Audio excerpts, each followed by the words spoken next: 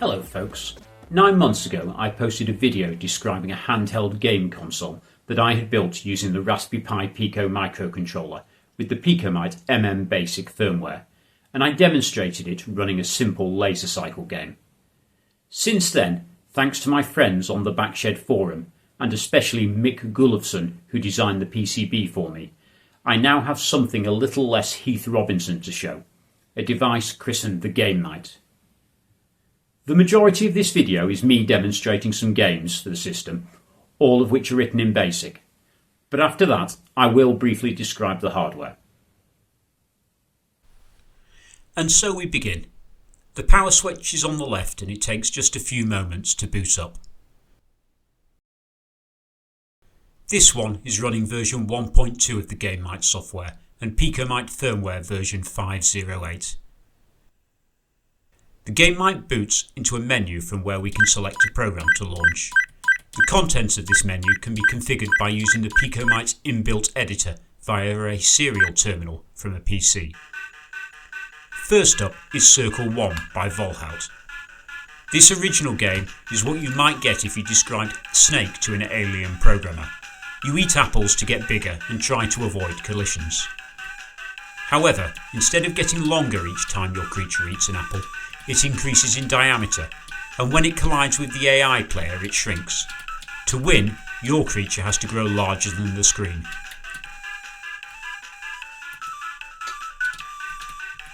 Though simple, the game is fun to play with a catchy soundtrack courtesy of the PicoMite firmware's mod file playback facility. There is also a 2-player version available that runs on the PicoMite VGA platform.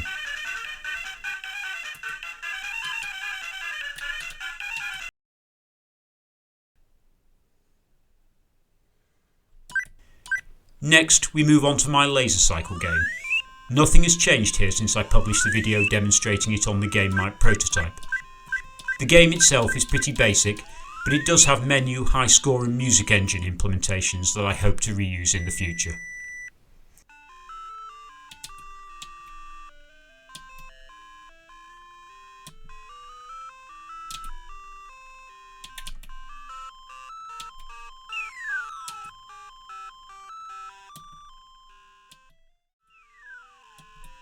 Laser Cycle is also available on the Color Maximite 2 and PicoMite VGA platforms, where it supports up to 4 players.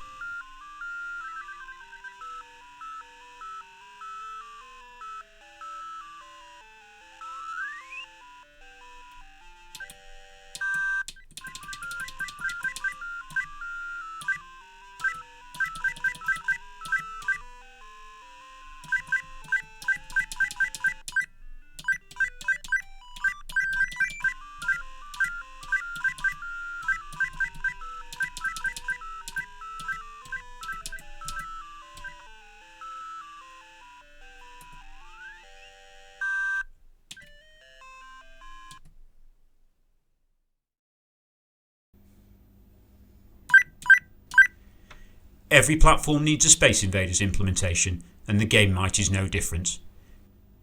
This competent implementation is by Martin H, and whilst not completely arcade accurate, is close enough to fool you.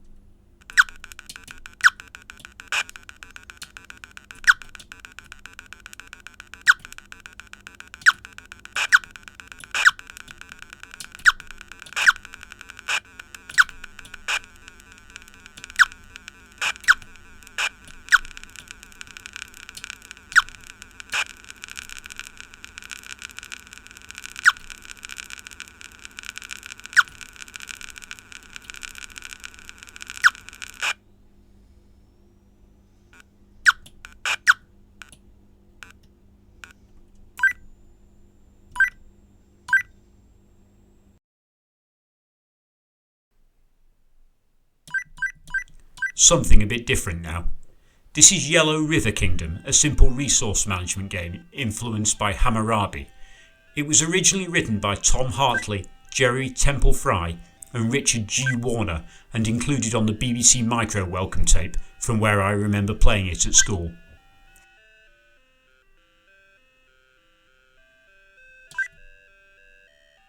The game plays over 3 seasons, winter, growing and harvest, and the player has to allocate the villagers of the kingdom to the 3 tasks of repairing the river dam, working in the fields and protecting the villagers from the thieves in the mountains.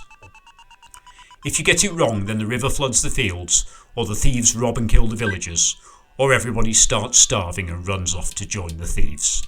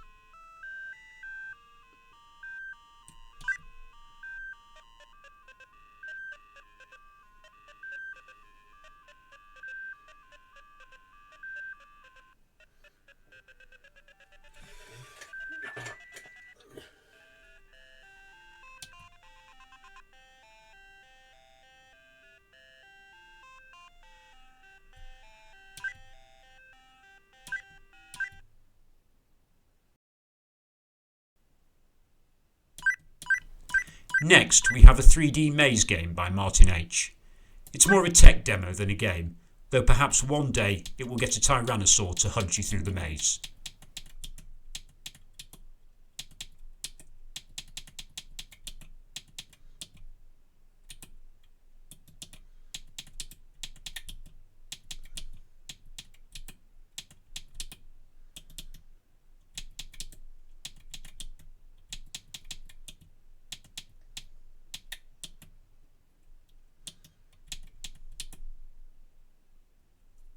Okay, that's enough of that.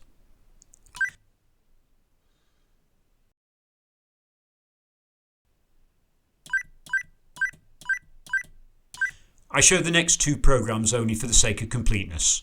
I will probably remove them from a later version of the software. First, we have a program that tests if all the controller buttons are working.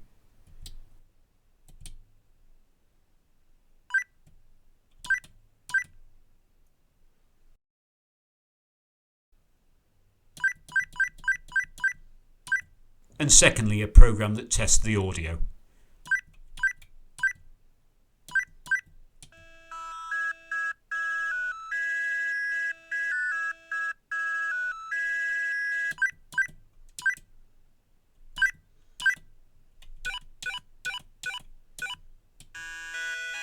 Never has Spring by Vivaldi sounded worse.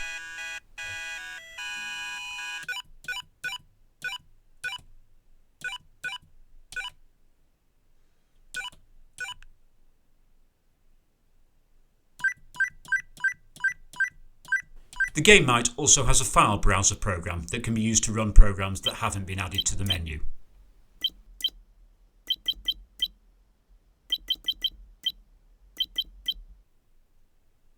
Here is Blocks, a nice Tetris clone by Jeff Graham.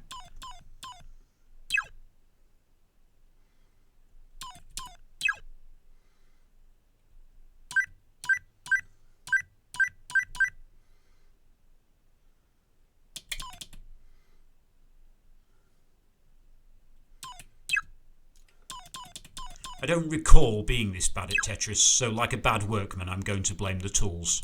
A and B should rotate anti-clockwise and clockwise, whilst the down button should drop the current piece. As well as fixing the controls, I hope to add the Tetris music when I get a chance.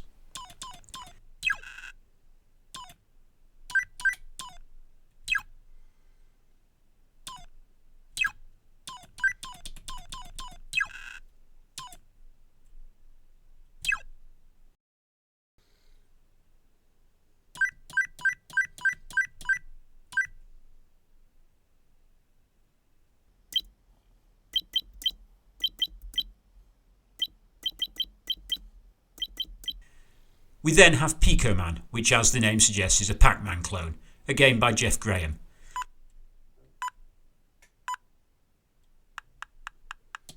There's not a lot to say about Pac-Man that hasn't been said many times before. This implementation is entertaining enough, though doesn't feel particularly arcade accurate. However, with a bit of tweaking, it could no doubt be excellent.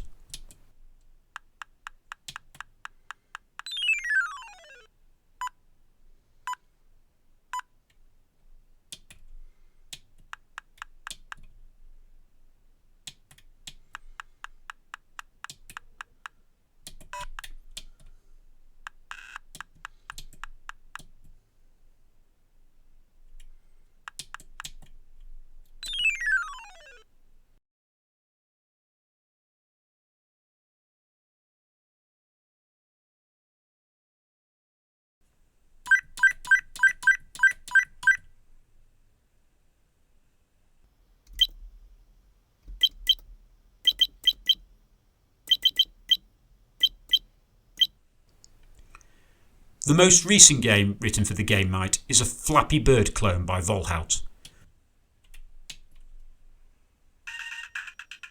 Whilst aware of the Flappy Bird phenomena, this is the first time I've ever played the game, and it shows.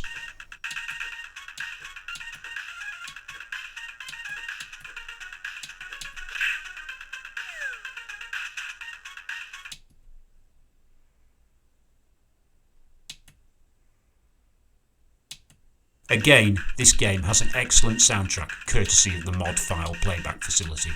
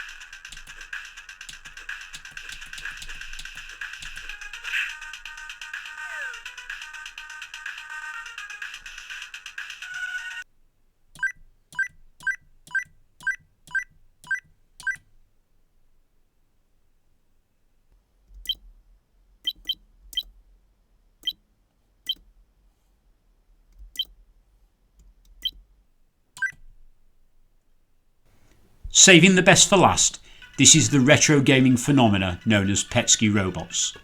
Originally written by the 8-bit guy David Murray in 6502 assembler, this is a complete re-implementation in BASIC by Volhout and Martin H, with a little help from their friends on the Backshed forum.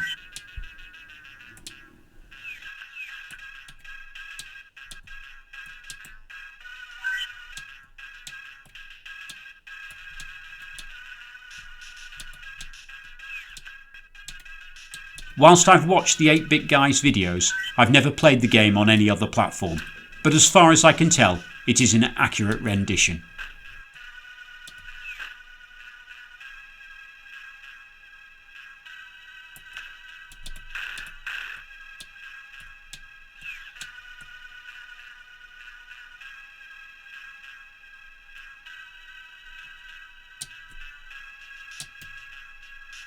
I believe there are still some wrinkles to work out, such as the missing statistics when the game ends, though it is also possible that I'm not running the latest version of the code. This port is also available on the PicoMite VGA platform, and hopefully coming for the Color Maximite too. And now, as promised, a brief tour of the hardware.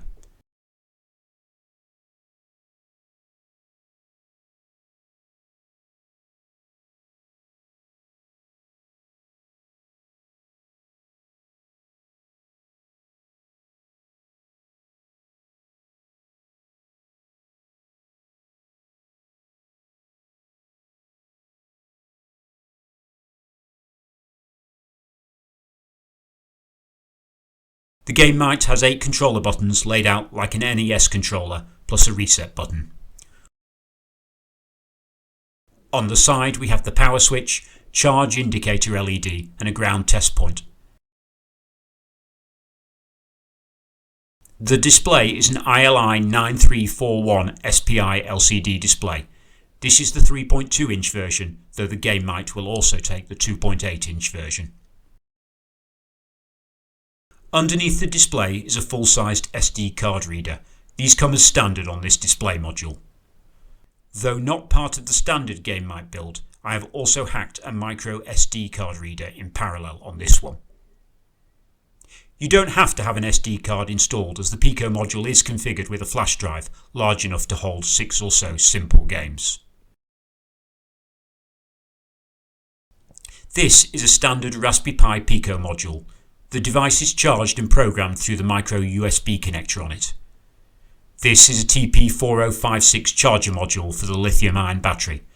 Though it has its own USB-C connector, it is unused and unavailable in this configuration. This is a PAM8302 mono amplifier module with the volume control to the right, and below a simple audio filter circuit. This is the underside of a header that exposes the Pico's spare GPIO pins. And this header here brings out the GPIO pins connected to the controller buttons.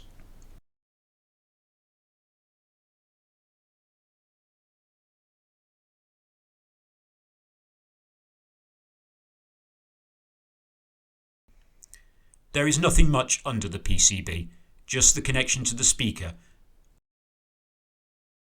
and a lithium-ion battery. This one is a BL5C, as used in classic Nokia phones.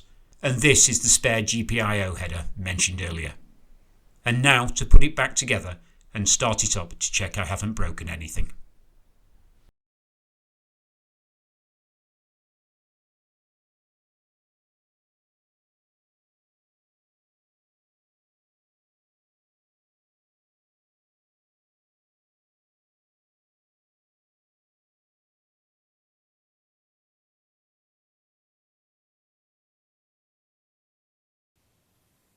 And that is almost it. If you are interested in building one for yourself, then links to the schematic, building instructions, firmware and software can be found in the video description. Gerbers for fabrication of the PCB are also linked, and the parts can be obtained from the usual component suppliers, eBay or AliExpress.